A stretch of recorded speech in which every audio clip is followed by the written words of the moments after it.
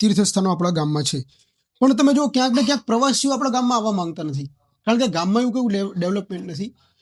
રાત્રે જોયો તો ગામ બંધ થઈ જાય છે, બરાબર છે. પછી ચોક્કસ જે છે એ અવર જવરની જે સાધનો જે છે વ્યવસ્થા નથી.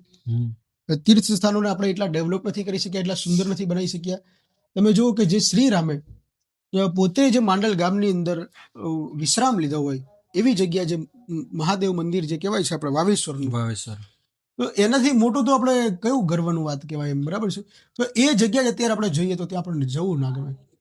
તો આપણે એને કેમ, એ તળાવ જે છે એ તળાવની અંદર ગટરોના પાઇપ જાય છે, અને એ જે સરોવર જે હતું, જે પવિત્ર સરોવર આપણે કહેવાય, એ સરોવર આજે ગટરના પાણીથી ગંદુ થાય છે.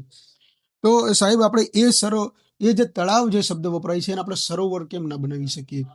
એટલું બધું અઘરું છે સાહેબ કે મહાદેવનું જે મંદિર જે છે વાવેશ્વર વાળું, એને આપણે આટલી ભયંકર ખરાબ હાલતમાં રાખી શકીએ, એટલું અઘરું છે કે એનું ડેવલપ ના થઈ શકે. સાચી વાત છે આપની.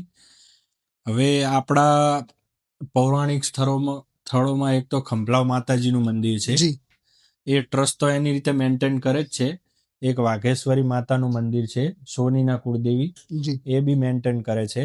આપણે પાંડવકાલીન વાવેશ્વર મહાદેવની તમે વાત કરી, એના તળાવની અંદર, કુંડની અંદર